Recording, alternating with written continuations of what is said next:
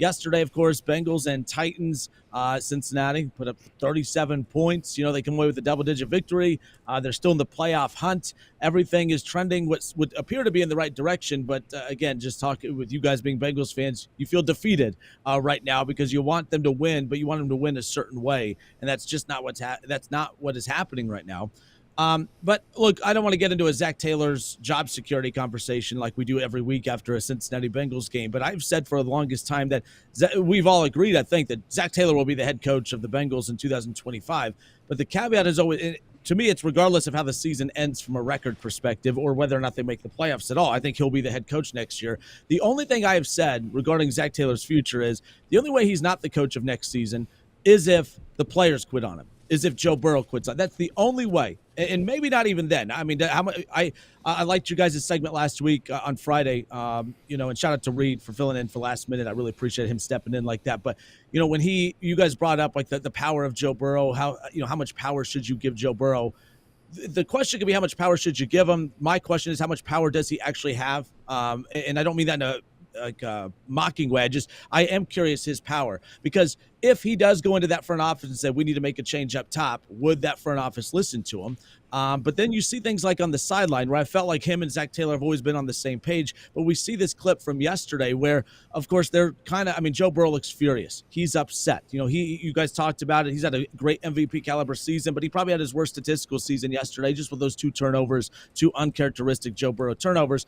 He's upset at the way that the offense is not flowing correctly. He's upset at just the ugliness and the flow of the game. He's upset at how the whole season's kind of rolled up into this point.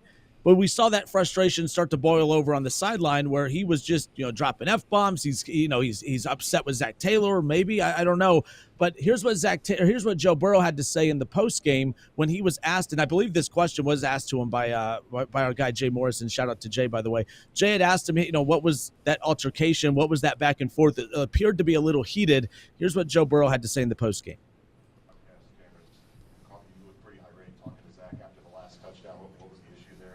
I was just frustrated in the day that we had on offense. It was too sloppy. We had too many penalties, too many procedural penalties. I had too many turnovers.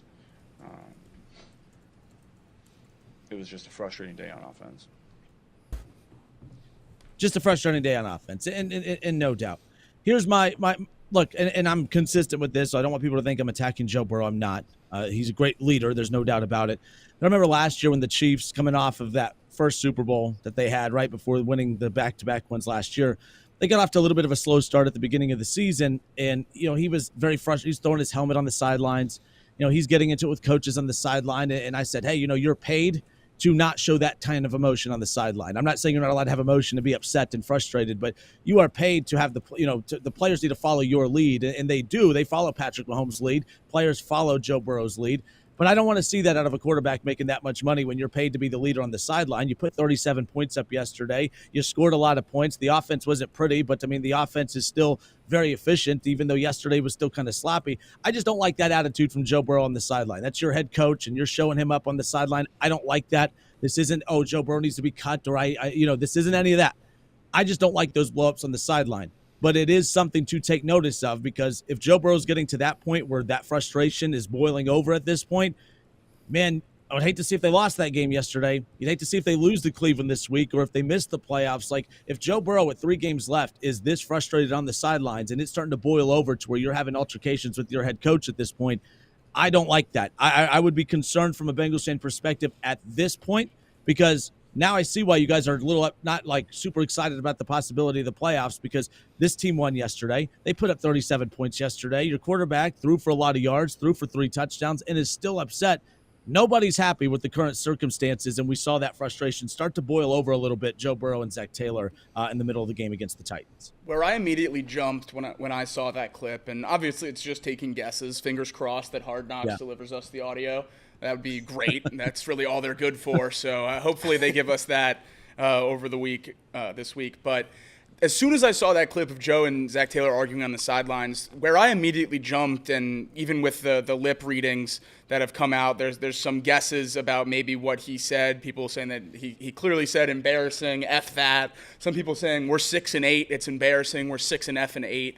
A lot of stuff coming out of there, and it really seems like he's sharing the sentiment a lot of Bengals fans are sharing. And the way that I think that went, and it's just taking a guess, but I think Zac Taylor was kind of doing his normal, oh, we got to win, yippee, let's go, can't wait to give out 16 game balls in the locker room after the game. And Joe's saying, hey, buddy, we're 6-8. I just turned the ball over 3 times. That's not a good game. I don't want your game ball. We don't need to celebrate this. We're not having a good year, and we sucked today.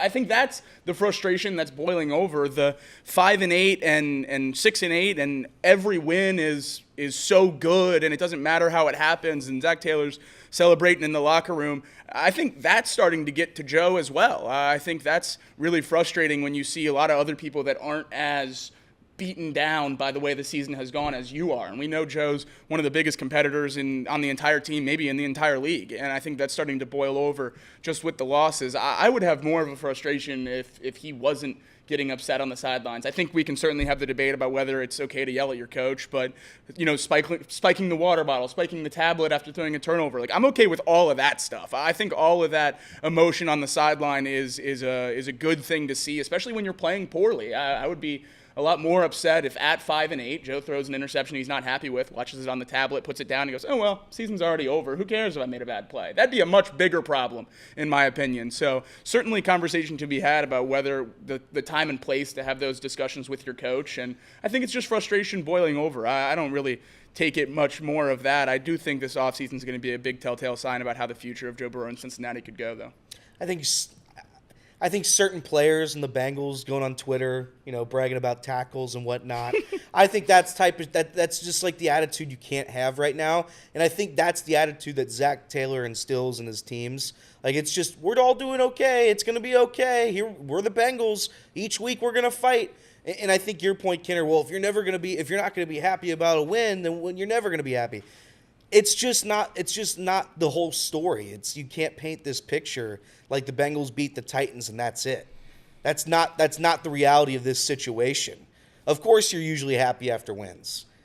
But when the wins are against terrible teams, and the terrible teams, Will Levis, by the way, you said the Bengals forced turnovers. Will Levis legitimately can't play football.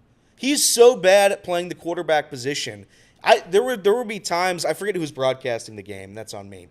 They would legit point out and say, I don't know where he's throwing. There's no men. Where is he throwing? There's no hole. There's no gap. What are you doing? That's Will. There's a point where it's like Will Levis is so bad at quarterback that the defense kind of gets benefited from it.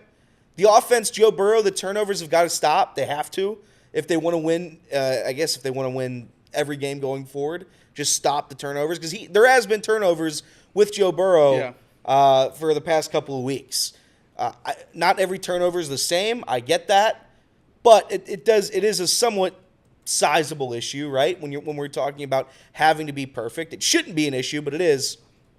Because he's constantly having to force things. It's Joe Burrow versus the world. So I'm not going to get on Joe Burrow too much for it, but it wasn't a great game yesterday for him, for sure. It wasn't the world's best game.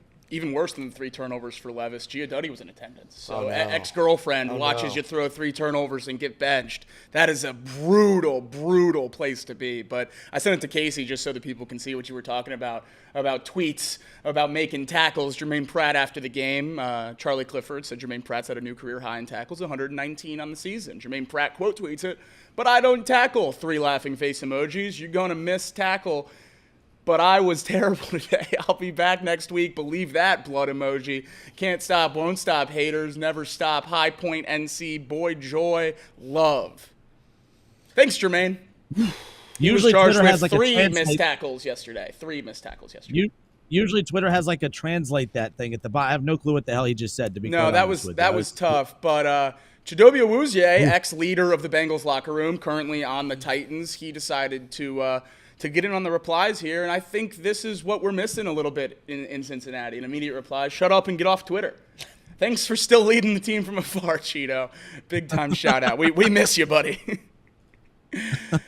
That is, yeah, that is. And look, there's been a couple of that. I mean, Pratt's been kind of making headlines the last couple of weeks, in the post game. About that stuff. And look, we've seen Geno Stone do that. Well, he keeps promising wins. Don't win. You don't win games, bud. And I hate to say that, but it's true. Do you think he knows that we can get the film? Yeah, Like when he goes in the post game, he's like, we didn't miss tackles. It's like, we can just go look. Or do you think he knows he's a part of literally the worst statistical defense in maybe the history of football? That I don't think so. Because I don't the think way they know he that reacts either. on like TFLs and stuff, it's like he thinks he's really good. I don't get it, man. I just don't get it. Give me more Jung Meta. So, and last thing on this as we wrap this portion up, but no, to sum up, whether the reasons that lead to Joe Burrow's blow up on the side, I guess my main takeaway of all that, I just look at the Zac Taylor. Like if Joe Burrow's blowing up at a teammate on the sideline or an assistant coach, offensive coordinator, whoever, okay, fine. I think that's a horrible look. And let me rephrase this too, because let me just take out the part where I was like, hey, I don't like that from Joe Burrow. Who cares what I like and don't like about that from Joe Burrow? Here's what I don't here's who I don't like that for. I don't like that for Zac Taylor. And I'm not defending Zac Taylor. I'm just saying that makes him, regardless of people's opinions of whether Joe Burrow should have done that or not, it's bad for Zac Taylor, because what that looks like to everybody is, man, Joe Burrow's had enough. And that's his head. If Bill Belichick is standing in front of Joe Burrow, is he doing? And I'm not advocating for Bill Belichick to be the head coach. All I'm saying is if Andy Reid is standing in front of Patrick Mahomes, is he doing that to him? If Bill Belichick is standing in front of him, is he doing that to him? I don't think so. So that's why I feel like my main takeaway from that yesterday, that made Zac Taylor look really, really bad, because Joe Burrow is looking at him like, dude, enough. You're right, Elliot. Like, enough, and Jake, enough with the game balls, enough with the attaboys, enough with the win's a win. From that perspective, I agree with you guys 100%, because those guys are in the heat of the battle, and it's like, even when they do something good, they can't enjoy the good, because it's like, well, we had a good drive there, but my God, I hope the defense, I hope the defense doesn't just let them march down the field and score again. So at the end of the day, I think that was a bad look for Zac Taylor more than anybody else. Did Zac Taylor do anything wrong? Technically, no. But it's still a bad look when your quarterback is looking at you like, dude, what the hell's wrong with you? I think that was a bad look for him. I don't know if it's a bad look. I think that happens in sports. I think that happens. I think that happens to Andy Reid. I think that happens to Bill Belichick. Kelsey was yelling at Reid in the playoffs last year. Yeah, Travis Kelce I think he put his hands on Andy Reid, and it's like I think that's just a frustration. I think that's just a boiling point from playing bad and having a disaster of a season. I don't think that's a knock on Zac Taylor. I think this whole season is a knock on Zac Taylor. I don't think that one moment says anything there. It's just what it is. But you are right in the fact that Joe Burrow expressing that openly to Zac Taylor during the midst of this awful season, that it's something that you look at if you're ownership, Mike Brown, the Blackburns, Duke Tobin, you're paying attention. I mean, you're watching it. So we'll see what that happens. I don't think Zac Taylor's getting fired, and that's unfortunate because I do think this organization needs a new direction. They're just not gonna do that. So instead of me saying here I want it to happen, I'm gonna hope that they revamp the defense next year. They make a couple good draft picks, and we move on. And hopefully Joe Burrow in 6 NFL seasons can make the postseason 3 times.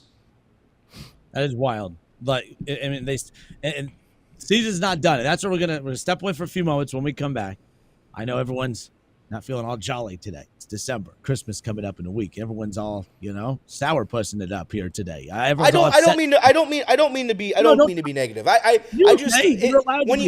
It's just when you talk about the Bengals every day, and I'm very lucky to talk about the Bengals every day, but when you talk about them every day, and I don't know how Jacob is still standing, because I honest to God, I watch it, and like I said, I'm more numb now, but it's mind-boggling. Do you know how stupid it is that we had a turnover and turned it over on the turnover? That is so stupid. Jonathan Taylor bailed him out yesterday. Yeah. With that nonsense. Actually cost him the game. Cost them the game. Maybe a playoff spot. So I'm gonna. playoff spot. It's just the defense is so bad. Even when they get turnovers, they mess it up. So that's why I get frustrated. I get annoyed, and it never get fixed. So we'll see.